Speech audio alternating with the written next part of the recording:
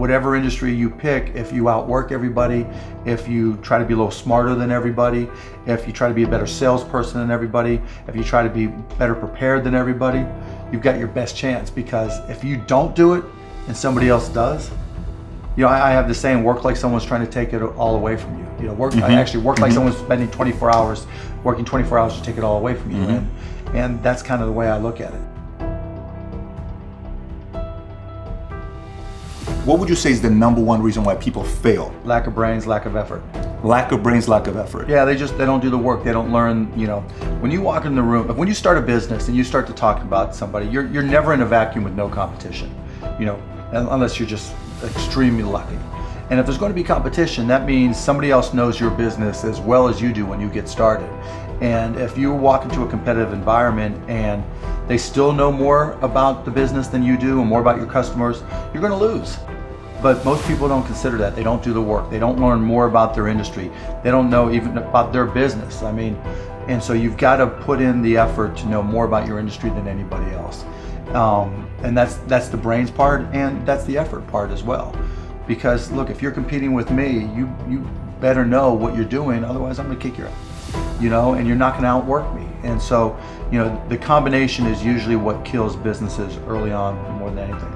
You could, within a 5-10 minute interview, say, this dude's not gonna make it as an entrepreneur.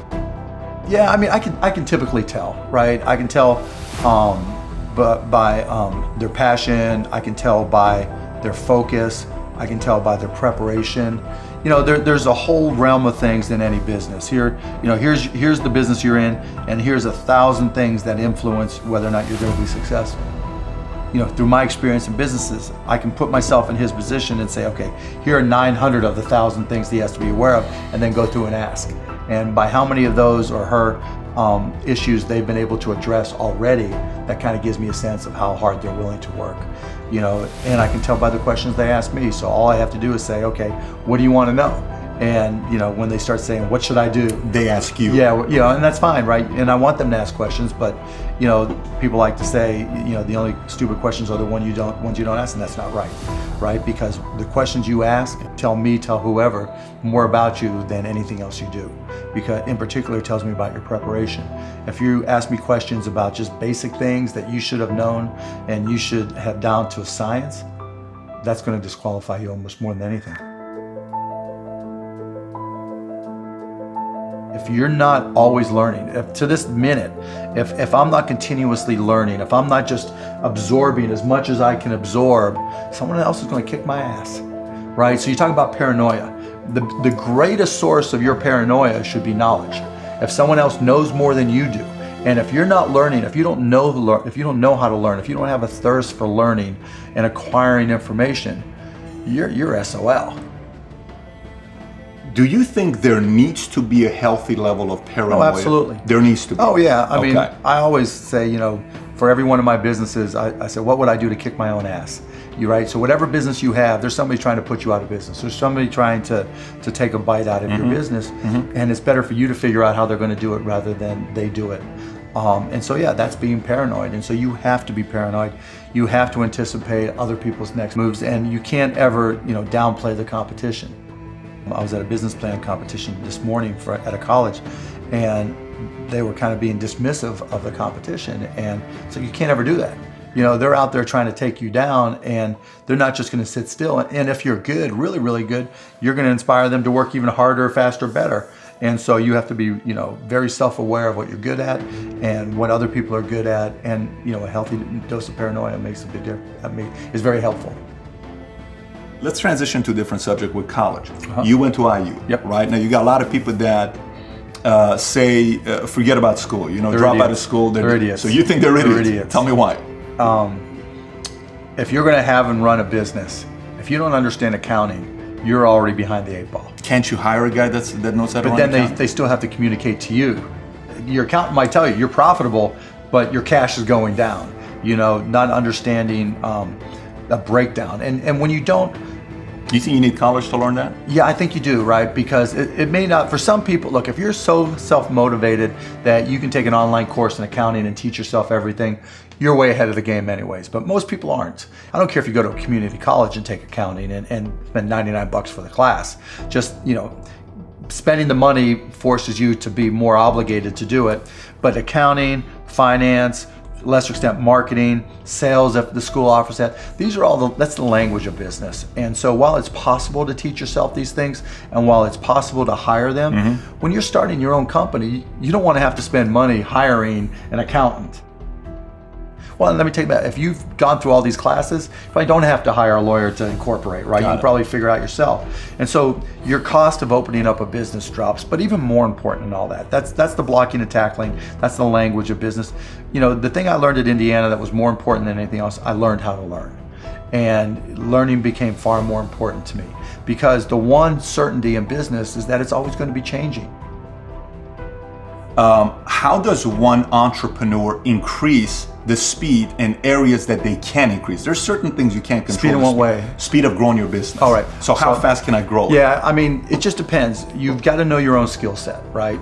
And you've got to know how that fits within your company's life cycle. You know, some companies are slow grind. And you just have to understand that, and you've just got to bide your time until it starts to click, and then grow with it quickly.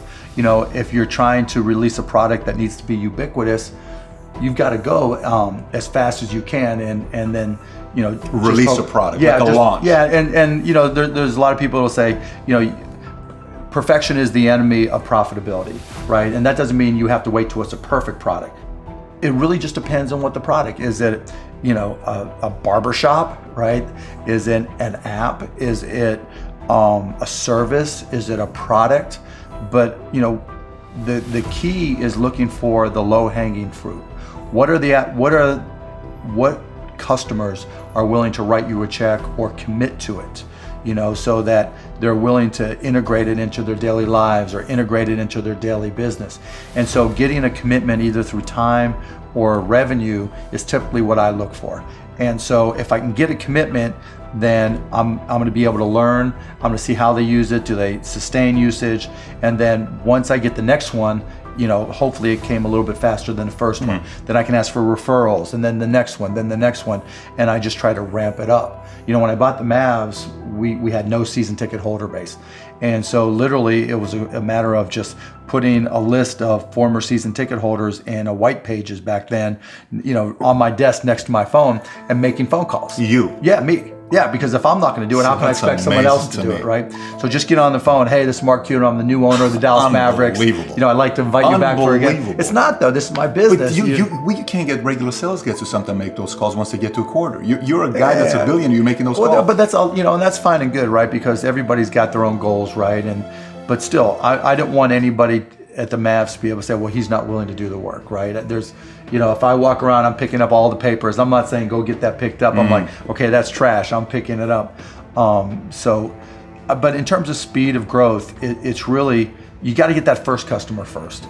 And then when you get that first, what did you learn? Reiterate, get that next customer. And then hopefully, as you learn more and more through the process, then the next one comes by even faster.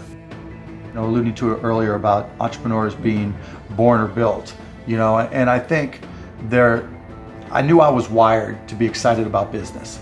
How or why, I don't know, but you know, and there's certain guys that have the genetics to jump out of the gym, right? There's certain guys, you know, that, you know, when they golf, they have the muscle memory and the discipline. You know, Dirk Nowitzki may not be the most talented guy in the NBA, but his discipline and his focus to do what's necessary to be successful, he's willing to do, and combine it with being 7 feet tall and being skilled, you know, it makes him an amazing basketball player. So it's understanding what your skill set is, finding the right place to use those skills, and then going for it. You know, will that make you 250 grand? It depends if you pick the right industry. You know, I started my first business when I was 12. I was buying and selling baseball cards, buying and selling stamps.